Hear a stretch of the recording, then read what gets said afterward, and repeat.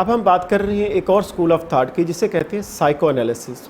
تو psycho analysis میں basically Sigmund Freud نے کام کیا، اور سگمنڈ فرائڈ کے مطابق وہ یہ کہتا ہے کہ بہت سارے لوگ بچپن میں کچھ ایسی خواہشات رکھتے ہیں، کچھ ایسے کانفلکٹس رکھتے ہیں، جب وہ ایج کے ساتھ بڑے ہوتے ہیں تو ساتھ ساتھ یہ کانفلکٹس ان کے انکانشیس میں پڑے ہوتے ہیں، جو بعد میں آپ کو ڈسٹرب کرتے ہیں، آپ کے بیہیویئر کو تبدیل کرتے ہیں. اور یہ جو نیگیٹو بیہیویئر ہوتا ہے اور انکانشیس مائنڈ میں جو چیزیں پڑی ہیں یہ آپ کو بعد میں پریشان کرتی ہیں، ڈسٹرب کرتی ہیں. تو اس کے اوپر انہوں نے کام کیا. تو اسی لیے اس کو سائیکو انالیسس کہا جاتا ہے اسکول آف تھاٹ میں. اور سگمنڈ فرائڈ کی ایک تھیوری ہے، یہ ذہن میں رکھنے والی بات ہے جو بہت زیادہ نوٹ کریں گے آپ، یہ پوچھی جا سکتی ہے. اسے کہتے ہیں theory of unconscious mind. Theory of unconscious mind. تو اس میں بنیادی طور پر بات کی گئی ڈسرپٹیو بیہیویئر ہے، آپ کا ایٹیٹیوڈ ہے، اور وہ انر کانفلکٹس ہیں جو آپ کے مائنڈ میں ہیں، انکانشیس میں پڑے ہوئے ہیں، وہ کسی وقت بھی بیدار ہو سکتے ہیں، وہ سامنے آ سکتے ہیں، اور اس کی وجہ سے آپ کا بیہیویئر بدل سکتا ہے، چینج ہو سکتا ہے، اور آپ ریئیکٹ کر سکتے ہیں، آپ ڈفرینٹ وے میں بیہیو کر سکتے ہیں. So all this is related to psycho analysis process and school of thought. اور یہ کس نے دیا؟ سگمنڈ فرائڈ نے. اور اس کی آپ نے تھیوری یاد رکھنی ہے، بہت ضروری ہے سائیکو انالیسس کے حوالے سے، تھیوری آف انکانشیس مائنڈ. اور ان کی تھیوری کے مطابق جو ایب نارمل بیہیویئر ہے اس میں سیکسول کانفلکٹس آ جاتے ہیں، اور اسی طرح سے آپ کی اور ڈفرینٹ کانفلکٹس ہیں وہ سامنے آ سکتے ہیں. تو سگمنڈ فرائڈ کی جو تھیوری آف انکانشیس مائنڈ ہے اس میں بہت سارے کانفلکٹس ہیں جو سامنے آ سکتے ہیں. اس میں آپ کا پاسٹ ایکسپیرینس آ سکتا ہے، تو اس پاسٹ ایکسپیرینس کی وجہ سے بہت ساری ڈسٹربنس ہو سکتی ہے، کانفلکٹ سامنے آ سکتے ہیں. تو ان کو کس طریقے سے ہینڈل کرنا ہے. دین کمس بیہیویئرزم. بیہیویئرزم اسکول آف تھاٹ میں واٹسن نے کام کیا، اور واٹسن نے یہ کہا کہ جو اسٹرکچرلزم اور فنکشنلزم پہلے جو کام ہو رہا تھا وہ مائنڈ کے اسٹرکچر کے اوپر کام ہو رہا تھا، اور وہ انکانشیس کے اوپر کام ہو رہا تھا. کہ ایکچولی ابھی ہم نے ڈسکس کیا کہ سب سے زیادہ جو کام ہو رہا تھا وہ یہ تھا کہ ایک فرد اپنے مائنڈ میں جو بھی چل رہا ہے اس کو بتانے کے لیے بات کرے گا، اس کو بتائے گا، ڈسکس کرے گا what is happening inside. اور اس انکانشیس کے اوپر بہت سارا کام چلتا رہا. تو واٹسن نے کہا کہ انکانشیس کی بجائے آپ کسی بھی فرد کے ہیومن بیہیویئر کو جو آبزرویبل ہے اس کو اسٹڈی کریں، اس کو دیکھیں کہ ایک فرد، ایک انڈیویجول جو شو کر رہا ہے، جو سامنے نظر آ رہا ہے آپ کو، اس کا بیہیویئر وہ پازیٹیو ہے، وہ نیگیٹو ہے، کس طریقے سے وہ بیہیو کر رہا ہے، کس طریقے سے وہ ریئیکٹ کر رہا ہے، کس طریقے سے وہ پیش آ رہا ہے. تو اس چیز کو آپ آبزرو کریں اور اس سے آپ اندازہ لگائیں اس کے بارے میں. تو اس نظریے کو اور اس سوچ کو اور یہ جو موقف ہے، یہ جو اسکول آف تھاٹ ہے، اس کو بیہیویئرزم اسکول آف تھاٹ کہتے ہیں، جو واٹسن نے پیش کیا. اور واٹسن نے کہا کہ کوئی بھی بیہیویئر ڈائریکٹلی افیکٹ ہوتا ہے ڈفرینٹ اسٹیمولس سے، اسٹیمولائی ان دا انوائرمنٹ. کسی بھی انوائرمنٹ میں بہت ساری اسٹیمولس ریسپانس تھیوری اسی سے جنریٹ ہوئی کہ وہ جو اسٹیمولس ہے، وہ جو اسٹیمولائی ہے، اس کو سمجھنے کی ضرورت ہے. اگر آپ اس کو سمجھ جاتے ہیں تو آپ بیہیویئر کو بہتر کر سکتے ہیں.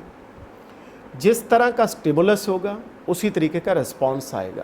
اور اسی پہ بعد میں جا کے اسکینر نے کام کیا اور ریوارڈ اینڈ پنشمنٹ کا نظریہ پیش کیا، اور پازیٹیو ری انفورسمنٹ اور نیگیٹو ری انفورسمنٹ کے اوپر بات کی.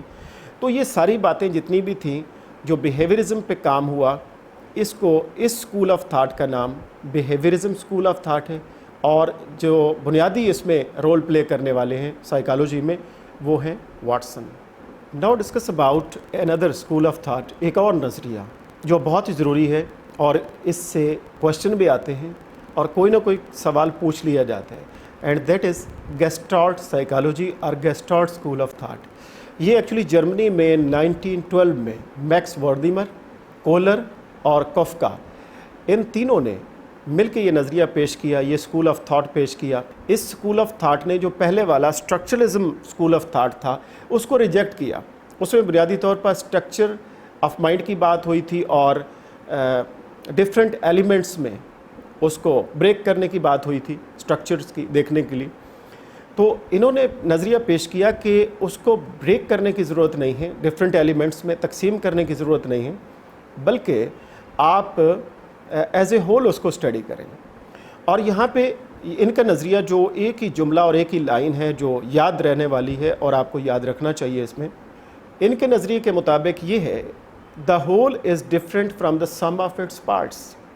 यानी जो होल है, जो कंप्लीट है, वो कुछ और है, जो सम ऑफ पार्ट्स हैं अगर उसको तकसीम कर दें पार्ट्स में, वो कुछ और चीज़ है।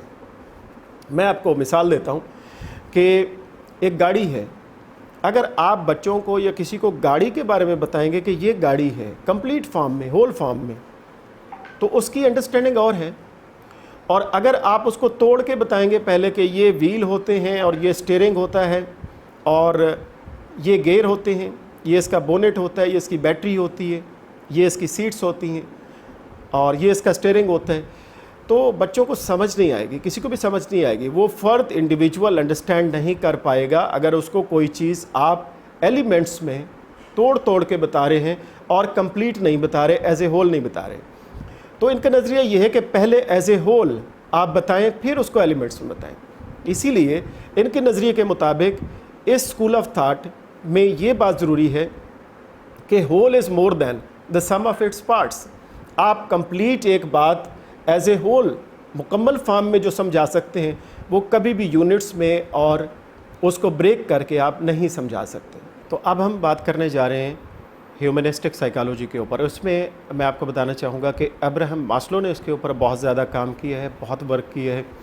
और इनके मुताबिक इंसान की कुछ ज़रूरियात हैं, कुछ नीड्स हैं, कुछ डिज़ायर्स हैं जिनको पूरा करना, फुलफ़िल करना बहुत ज़रूरी है, ताकि उसने जो गोल सेट किए हुए हैं और जो टारगेट उसने सेट किए है वहाँ तक वो आसानी से पहुँच पाए। और इसके लिए वो कहते हैं कि ह्यूमन डिग्निटी बहुत ज़रूरी है, ताकि उसकी जो डिज़ायर्स हैं, उसकी जो नीड्स हैं, उसको सही तरह से पूरा किया जाए। तो इसने इस हवाले से एक बाकायदा दर्जा बंदी बयान की है, पेश की है, जिसको हायरार्की ऑफ नीड्स कहते हैं। और ये सवाल भी आ सकता है, पूछा जा सकता है कि हायरार्की ऑफ नीड्स किसने पेश की, तो अब्राहम मास्लो ने पेश की। और इस हायरार्की ऑफ नीड्स में और इस दर्जा बंदी में बताया गया कि स्टेप बाय स्टेप कौन सी ज़रूरियात हैं जो एक इंडिविजुअल की पूरी करनी ज़रूरी हैं। और तो इसको शुरू करते हैं वो फिजियोलॉजिकल नीड्स से, कि ऐसी ज़रूरियात कि ऐसी नीड्स कि जो ज़िंदा रहने के लिए बहुत ज़रूरी हैं, जैसे खाना है, पीना है, सोना है, हवा है, सांस लेना है, ये सारी फिजियोलॉजिकल नीड्स हैं, ये इंसान की पूरी होनी चाहिए। और उसके बाद वो कहते हैं कि इसके बाद आती है सेफ्टी नीड्स, इंसान को महफूज रहना है, उसकी ज़रूरत है। और फिर एस्टीम नीड्स आती हैं, लव नीड्स आती हैं। और उसके बाद आखिर में जो जिसे हम तकमील ज़ात कह सकते हैं, मुकम्मल हो जाना, इसे कहते हैं सेल्फ़ एक्चुअलाइजेशन। और ये तमाम ज़रूरियात स्टेप बाय स्टेप पूरी होनी ज़रूरी हैं, ताकि इंसान अपने जो मतलूबा टारगेट है उसको बेहतरीन तरीके से पूरा कर सके और उसकी नीड्स पूरी हो सके। तो मुझे यहाँ पे एक शेर याद आ रहा है कि हज़ारों ख्वाहिशें ऐसी कि हर ख्वाहिश पे दम निकले, बहुत निकले मेरे अरमान लेकिन फिर भी कम निकले। तो ह्यूमनिस्टिक साइकोलॉजी में अब्राहम मास्लो ने बहुत ज़्यादा काम किया है और इंसान की डिग्निटी के ऊपर, इंसान की ज़रूरियात के ऊपर और ह्यूमन डिज़ायर्स के ऊपर बहुत ज़्यादा फोकस किया है। और आज की इस वीडियो के बिल्कुल एंड में मैं एक टर्म, एक वर्ड आपसे शेयर करना चाहूँगा जो बहुत ज़रूरी है आपके जहन में रहे। इसे कहते हैं एक्लेक्टिसिज्म अप्रोच या एक्लेक्टिसिज्म स्ट्रेटेजी। एक्लेक्टिसिज्म एक्चुअली क्या है कि आप डिफरेंट स्कूल ऑफ थाट से, बहुत सारी जगहों से जो आप समझते हैं कि आपकी सिचुएशन के मुताबिक ये चीज़ ठीक लग रही है, आप वहाँ से पिक कर लेते हैं। थोड़ा थोड़ा, चीदा चीदा, कुछ कुछ चीज़ें डिफरेंट जगहों से आप इकट्ठी करते हैं, उसको आप कंबाइन करते हैं और उनको यूज़ करते हैं अपनी सिचुएशन में मामलात को बेहतर करने के लिए। ये जो स्ट्रेटजीज़ है, ये जो तरीक़ाकार है, इसको कहते हैं एक्लेक्टिसिज्म अप्रोच। यानी एक से ज़्यादा चीज़ों को मिलाकर वहाँ से सिलेक्शन के ज़रिए चीज़ों को इकट्ठा करके फिर उसके ज़रिए मामलात तक पहुँचना और उसको हल करने की कोशिश करना। ये स्ट्रेटजी एक्लेक्टिसिज्म स्ट्रेटजी कहलाती है।